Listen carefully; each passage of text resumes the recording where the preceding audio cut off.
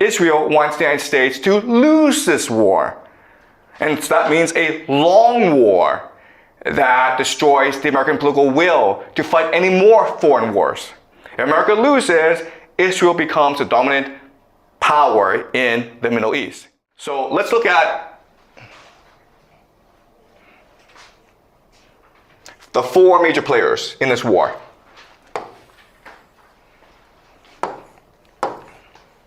You have US, you have Israel, you have Saudi Arabia,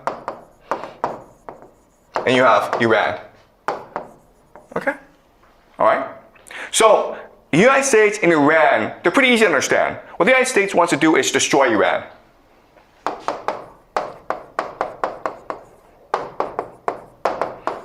Okay? Why? Because if we were to destroy Iran, the United States would have complete control over Middle East oil. And it would control global trade through the Strait of Hormuz. And therefore, the United States can maintain its empire, okay? So a really simple objective. Let's destroy Iran. We don't care how, we don't care why, let's just go do it, okay? Iran has another strategy, which is control Strait of Hormuz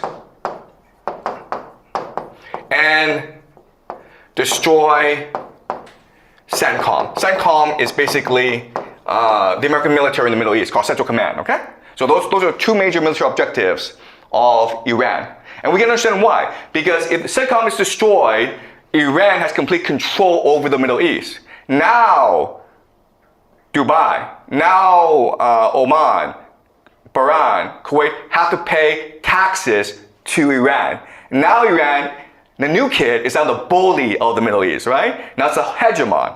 That is the political objective of this war. Okay? Israel is a bit more complicated. All right? For Israel, sorry. One other thing is humble Israel.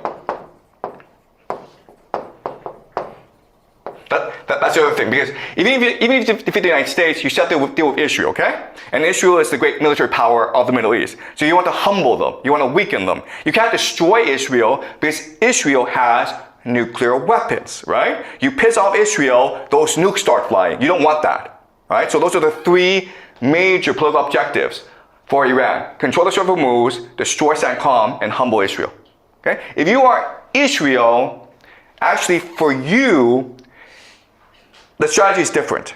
What you want to do is this. You want to destroy CENTCOM and destroy Iran. Okay? Those are your objectives. Why? Because if you destroy both the United States and you destroy Iran, then you are the sole hegemon in the Middle East, okay? Also destroy the GCC. Destroy Saudi Arabia as well. Why? Because once Saudi Arabia is destroyed, all its resources belong to you, okay? And this creates something called the Greater Israel Project, which is what we will discuss next class. But as you can see, that's really important, is that even though the United States and Israel are allies, their ultimate strategy is different. Their objectives are different. In fact, they're in conflict, okay? Then you have Saudi Arabia. What does Saudi Arabia want to do? Well, destroy Iran, because if you destroy Iran, you have complete control of the Strait of Hormuz. Then you can be the bully, okay? But you also want to destroy the US and you want to humble Israel. All right? Does that make sense? All right? So by understanding how each player perceives the game, we can now understand how they will go about their strategy. Right? So the United States just wants to destroy Iran. But as you can see, Israel, Saudi Arabia, and Iran all want to destroy the United States. And how do you do that? You do that by forcing the United States into a long ground war. Right? Therefore, if you're Israel, you don't want to use nukes. Why? Because nukes would end the war too quickly. You want to drag this war out as long as possible to force the United States to send in ground troops. And then you're like, well, why doesn't the United States use nuclear weapons? And the answer is already told you, the escalation ladder. It needs to justify itself to the people, okay? When you do anything, all right, when you do anything,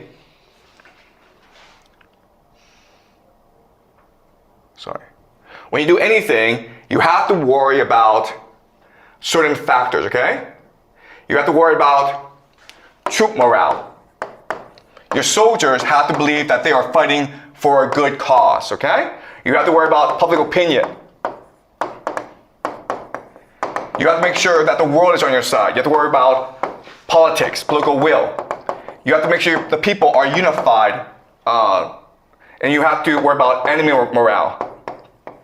You don't want to piss off your enemy so much that they go into an extreme, they jump the escalation ladder to extreme beyond your control. Okay, does that make sense? Okay? So as you can see, war is extremely complicated. It's not just about weaponry. It's not just about resources. It's ultimately about controlling the narrative, controlling the political landscape. Okay? Marshaling the resources in a proper way that is strategically beneficial. All right? Does that make sense to you guys? Okay. So, so we just answered two questions. Will the United States use ground troops? Yes, it will, because Iran, Saudi Arabia, and Israel will work together to force a ground invasion, even though the United States doesn't want to do so. But unfortunately, the United States doesn't have a clear, coherent strategy. It's passive. Therefore, it can be manipulated into sending a ground invasion, okay? And the second question is, will Israel and the United States use nuclear weapons? And the answer is no, because it's not in their best interest to use nuclear weapons. Okay? Israel wants the United States to lose this war. And so that means a long war that destroys the American political will to fight any more foreign wars. If America loses, Israel becomes the dominant power in the Middle East. Okay? And so the last question is the Al-Aqsa Mosque. And we'll answer that next class on Thursday. Any questions?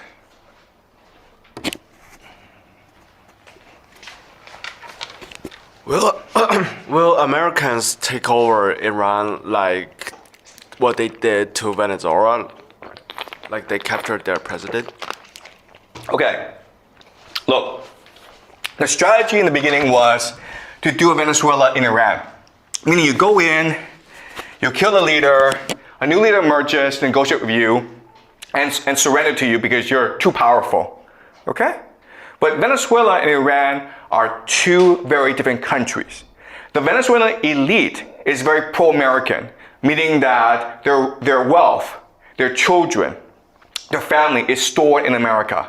Therefore, the Venezuelan elite have a vested interest in negotiating a deal with America to protect their own interests. But for 40 plus years, America has sanctioned the Iranian elite, and Iran has become poor and angry and disgruntled because of that.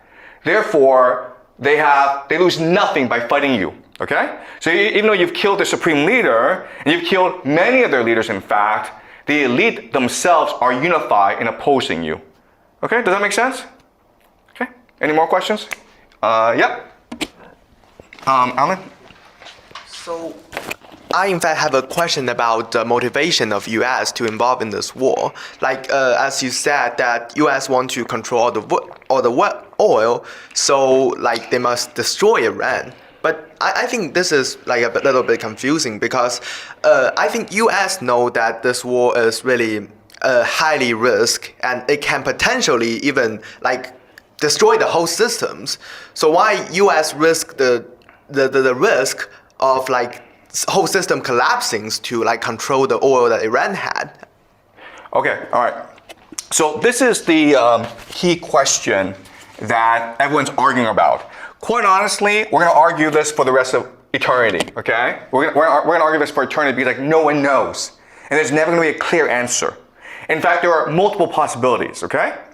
What I'm going to do today is offer you the most simple explanation. In the next class, I will offer you a much more complicated explanation, okay? But the simple explanation is this.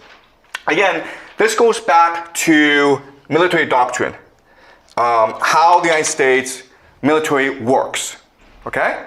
And the military doctrine is prevent the heartland from arising, right? So the United States is here, this is Europe, this is Russia, this is Iran, India, China, Japan, this is Middle East, and this is Africa.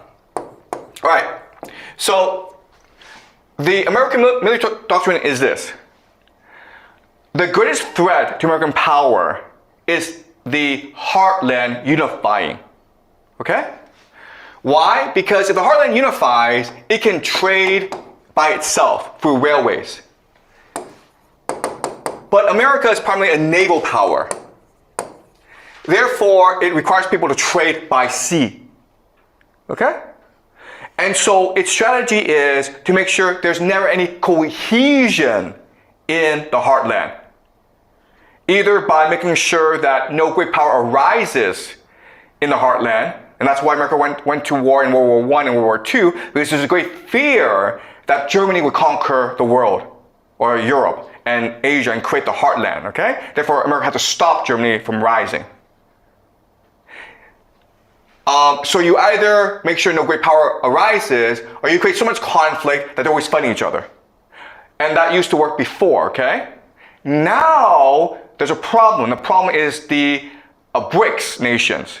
Russia, Iran, and China are coming together. And if they come together, guys, that's a major piece of the heartland. And everyone else, Europe, Middle East, Africa, India, would probably follow, okay? Because it is easier to trade in the heartland than it is to trade with America, especially with the US dollar declining, right? So, in other words, the United States has no choice but to fight this war because that's their entire strategy to maintain hegemony in the world, to prevent the heartland from unifying. All right? Does that make sense? Because like once you destroy Iran, the heartland fractures. There's no way that they can now trade together anymore. They're still reliant on American maritime routes, okay? America maintains is still the hegemon because it controls world trade. Whoever controls world trade controls the world. Whoever controls the heartland controls world trade.